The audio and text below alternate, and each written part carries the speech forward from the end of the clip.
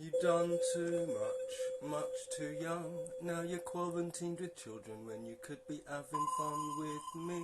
But I don't know where you've been. You don't know where I've been, so we're safer on live stream.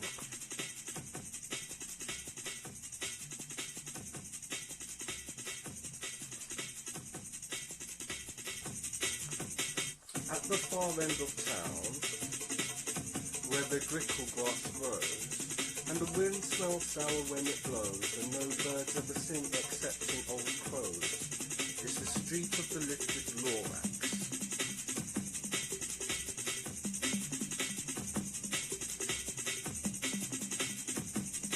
Inside, and deep in the grickle grass, some people say, if you look deep enough, you can still see today, where the Lorax once stood just as long as it could, before somebody lifted the Lorax away. What was the Lorax and why was it there?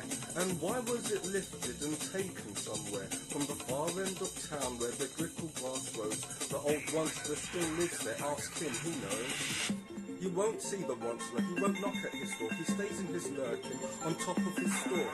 He lurks in his lurking, cold under the roof, where he makes his own coat out of myth-muffled roof. And on special dank midnights in August he peeks out of the shutters, and sometimes he speaks and tells how the Lorax was lifted away. He'll tell you perhaps, if you're willing to pay. On the end of a rope he lets down a tin pail, and you have to toss in 15 pence and a nail, and the shell of a great-great-grandfather snail. Then he pulls up the pail, the most careful count, to see if you paid him the proper amount. Then he hides what you paid him away in his snug, in his secret strange glove, and globulous glove. This is harder than it looks, ladies and gentlemen. Then he grunts, I will call you by whisper, my phone, from the secrets I tell you are for your ears alone. Slap!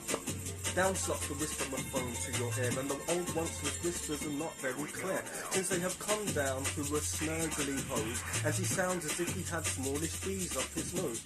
Now I'll tell you, he says, with his teeth sounding grey, how the Lorax got lifted and taken away. It all started way back, such long, long time back.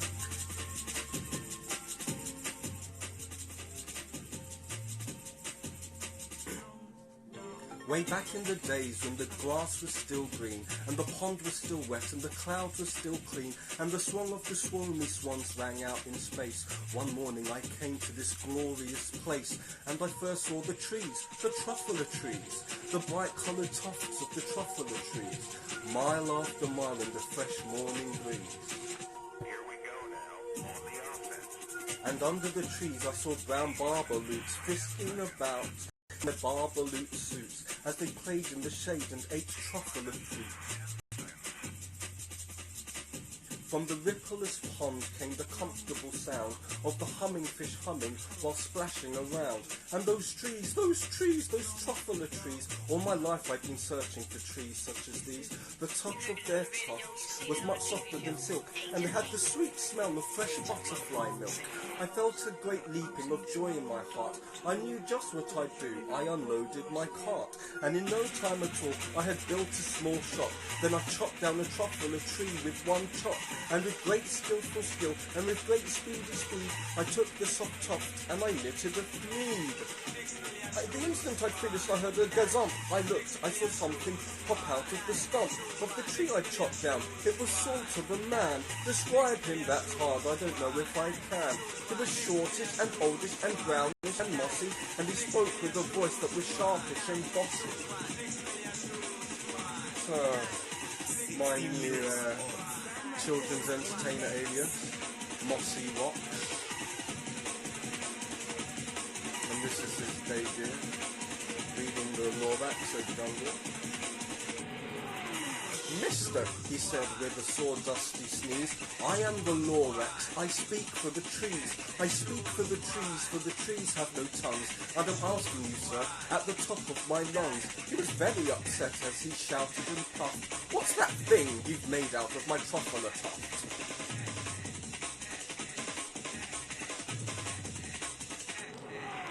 Look, Lorax, I said, there's no cause for alarm. I chopped just one tree. I am doing no harm. I'm being quite useful. This thing is a need to find something that all people need. It a shirt, it's a sock, it's a glove, it's a hat, but it has other uses, yes, far beyond that. You can use it for carpets, for pillows, for sheets, or curtains, or covers for bicycle seats. The Lorax said, "Sir, you are crazy with greed. There is no one on earth who would buy that fourth need."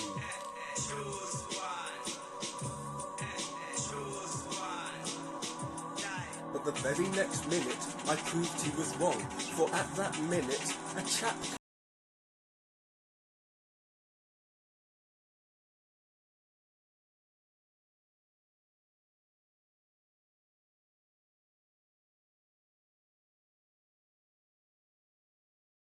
Lorax versus capitalism.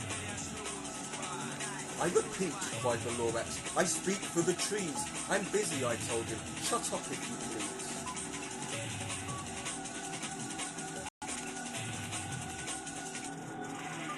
I rushed across the room and in no time at all built a radio phone. I put in a quick call. I called all my brothers and uncles and aunts and I said, "Listen here, there's a wonderful chance for the whole Onceler family to get mighty rich. Get over here fast, take the road to North Mitch, turn left up Weak Hawk and sharp right at South Stitch." And in no time at all, in the factory I built, the whole Onceler family. A lot harder than it looks, ladies and gentlemen.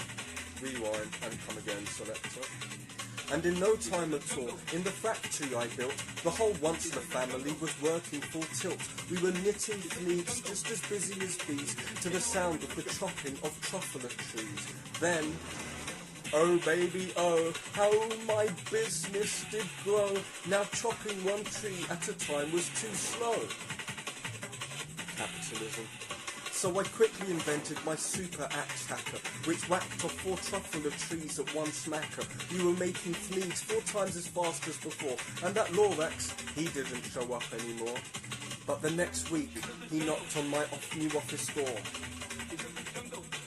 He snapped, "I'm the Lorax, who speaks for the trees, which you seem to be chopping as fast as you please. But I'm also in charge of the brown barber loops, who played in the shade in their barber loop suits, and happily lived eating truffler fruits. Now, thanks to your hacking my trees to the ground, there's not enough truffler fruits to go round, and my poor barber loops are all getting the crummies, because they have gas and no food in their tummies. They love living here, but I can't let them stay. They'll have to find food, and I hope that they may. Good luck, boys," he cried, and he sent them away. I, the Onceler, once felt sad as I watched them all go. But business is business, and business must grow, regardless of crummies and tummies, you know. I meant no harm, I most truly did not, but I had to grow bigger, so bigger I got. I biggered my factory, I biggered my roads, I biggered my wagons, I biggered the loads of the needs I shipped out or was shipping them for. To the south, to the east, to the west, to the north. I went right on biggering, selling more needs, and I biggered my money, which everyone needs. Capitalism.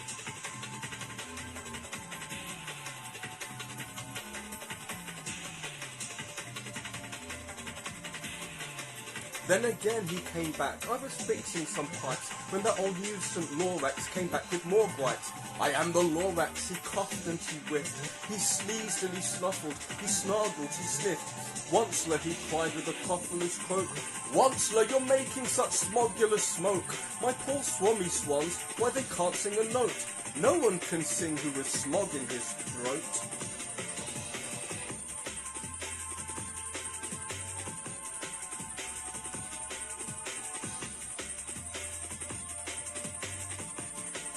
"And so," said the Lorax, "please pardon my cough. They cannot live here, so I'm sending them off. Where will they go? I don't hopefully know. They may fly for a month or a year to escape from the smog you've smogged up around here." Pollution, ladies and gentlemen. Capitalism leads to pollution, ladies and gentlemen. "What's more," snapped the Lorax, his dander was up, "let me say a few words about gluppity glup. Your machinery chugs on day and night without stop, making gluppity glup, also schloppity schlop. And what do you do with this leftover goo? I'll show you, you dirtly once-la man, you.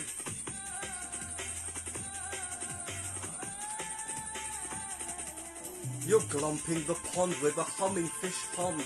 No more can they hum, for their gills are all gummed. So I'm sending them off, oh their future is dreary. They'll walk on their fins and get woefully wary, in search of some water that isn't so smeary. I hear things are just as bad up in Lake Erie. Social commentary from the Lorax, ladies and gentlemen. Might have to do this in parts. I've got meditation to do in 15 minutes. Let's see. And then I got mad. I got terribly mad. I yelled at the Lorax. Now listen here, Dad. All you do is yap yap and say bad, bad, bad, bad. Well, I have my rights, sir, and I'm telling you, I intend to go on doing just what I do. And for your information, you Lorax, I'm figuring on biggering and biggering and biggering and biggering. Turning more truffler trees into fleas, which everyone needs.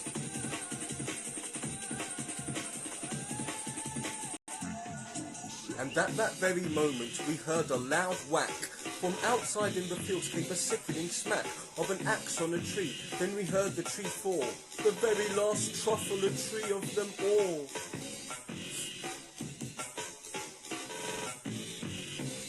You should witness the last thwack.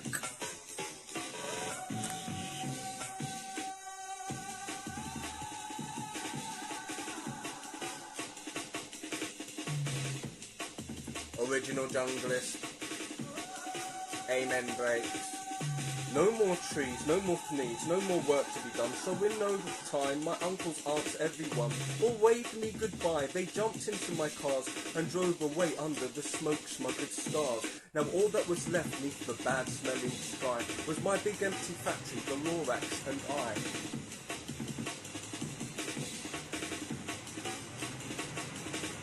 The Lorax said nothing, just gave me a glance. Just gave me a very sad backward glance, and he lifted himself up by the seat of his pants.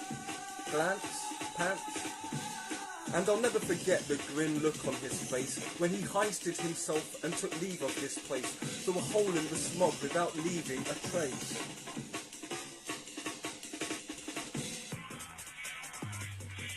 Without losing a trace, with the treble and the bass.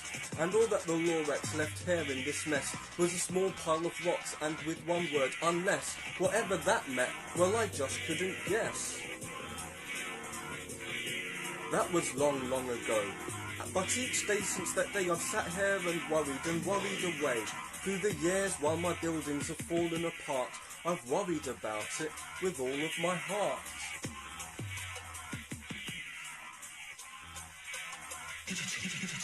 But now, says the once-la, now that you're here, the word of the Lorax seems perfectly clear.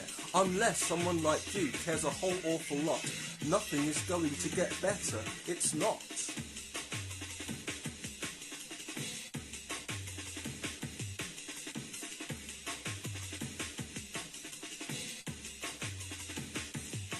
So catch, calls the once-la, he let something fall.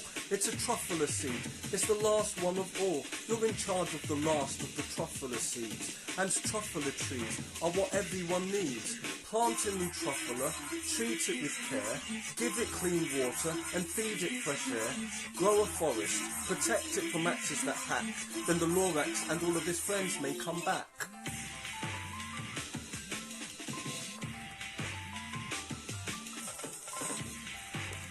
I've been Kev the Poet, aka Mossy Rocks.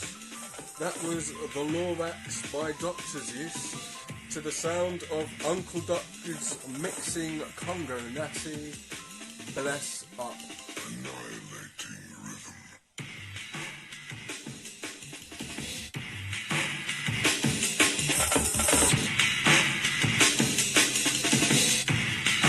Meditation in 15 minutes, stay there.